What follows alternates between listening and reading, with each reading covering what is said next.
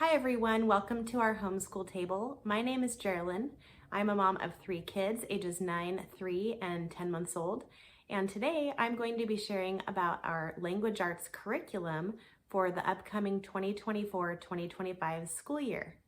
I will have a 3-year-old son who will be doing kind of a taught school preschool. And then my daughter will be 10 years old and she is going into 5th grade this coming year. So I will be showing all of the things that we will be using this coming year.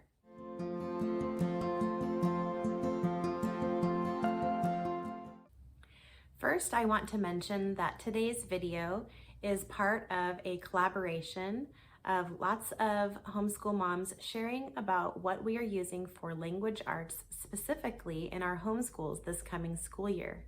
So thank you to Davine from Calm in the Chaos Homeschool and Shauna from Homegrown Homeschool for hosting today's collaboration. And you will definitely want to check out the playlist linked below in the description box to see what all of the other moms are using. Now, if you're anything like me, you really love to see what other people are doing in their homeschools. So this is my probably favorite time of year, seeing what everybody's choosing and getting some ideas when I look at grade levels above where my daughter's at for the coming years. So I hope that you will be encouraged by this video.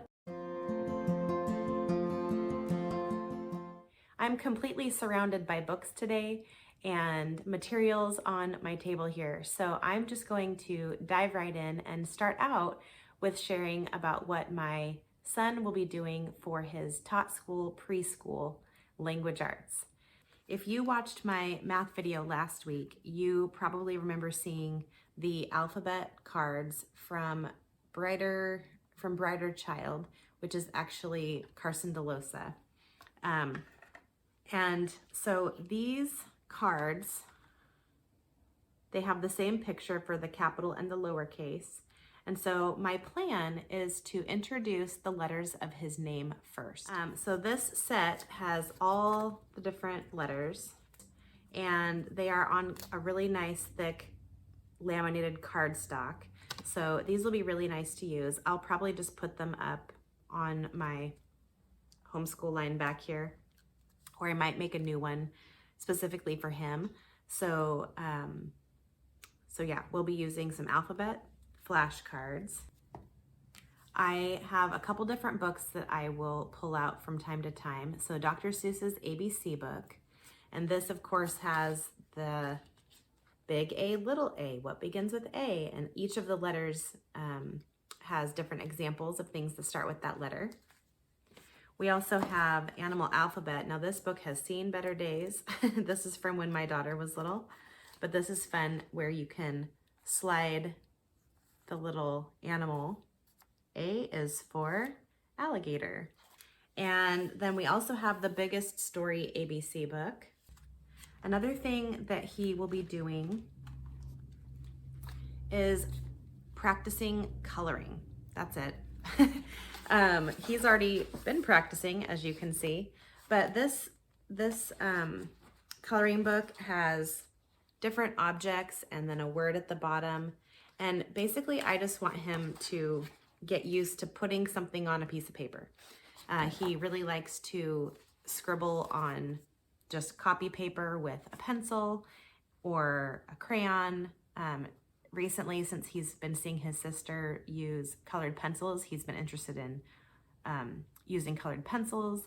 So I basically just want him to start putting something on a paper. And he really likes to see his work up on the line. So that will be fun for him.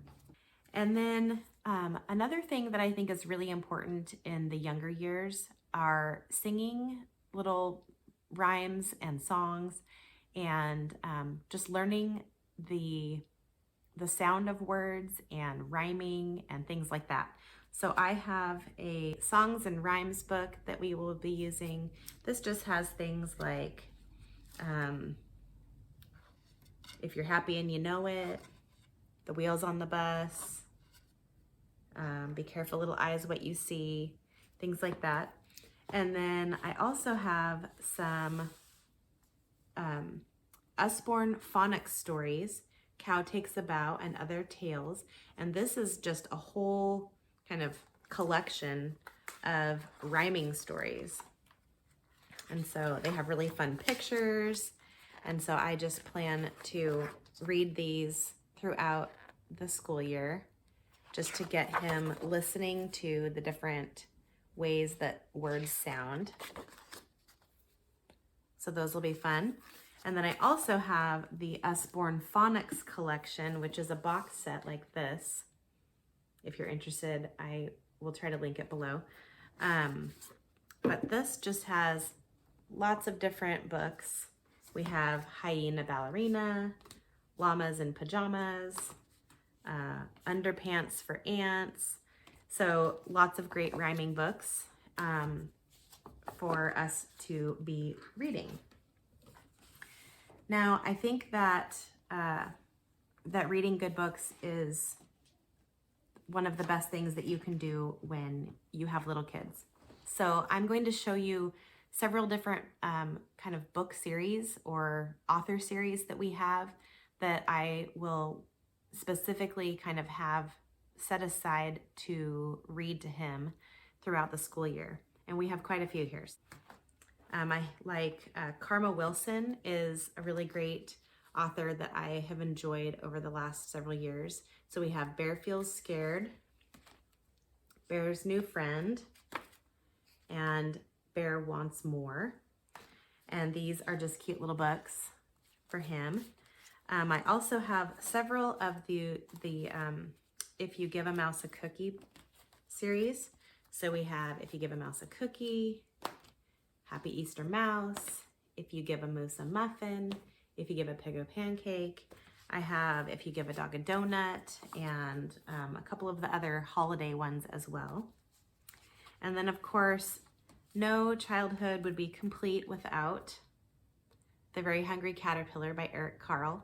So we have The Very Hungry Caterpillar and Rooster's Off to See the World, A House for Hermit Crab, and The Tiny Seed. So those are all books that I will be using for my 3-year-old this coming year.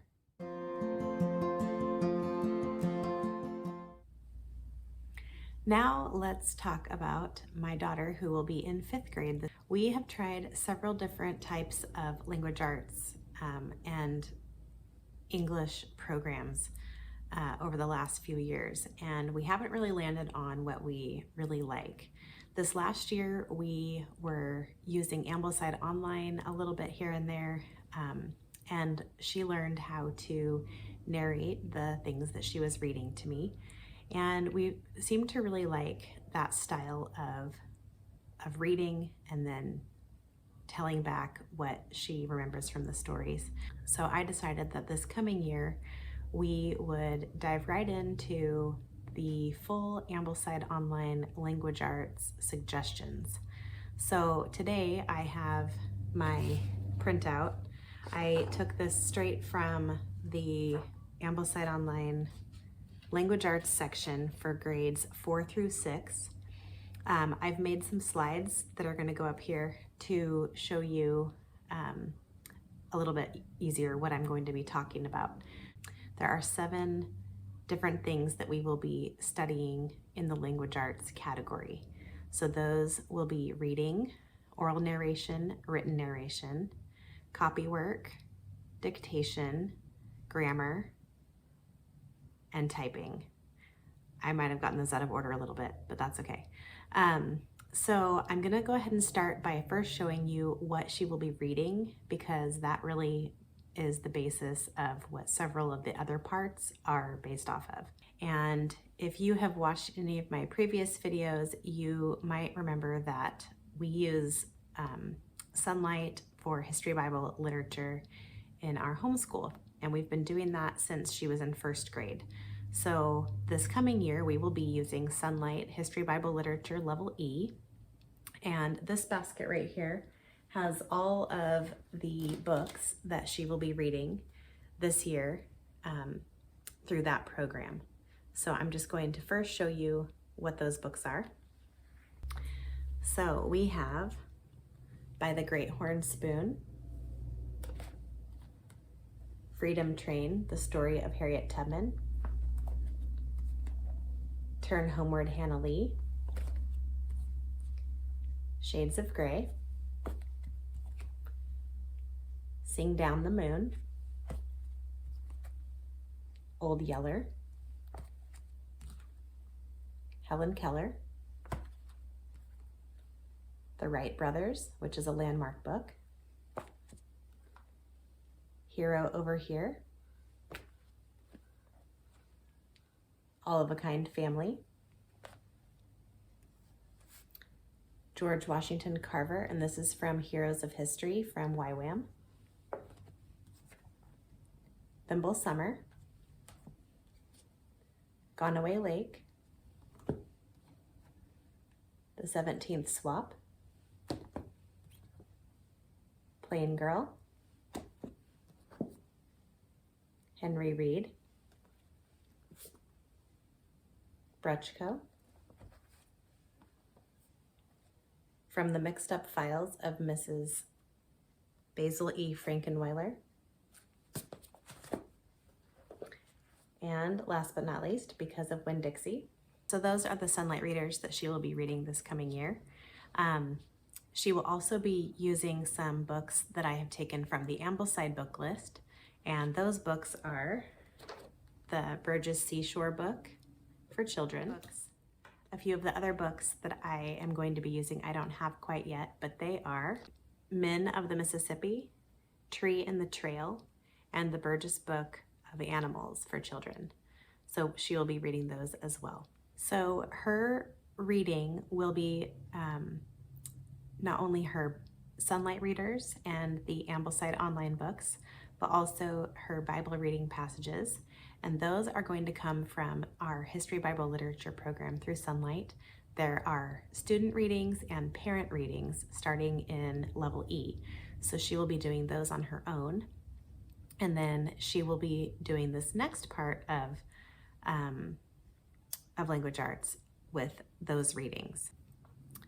So the next part that we will be talking about is narration. Now, there are two different types of narration. The first is oral narration, which is verbally telling back what the student has read.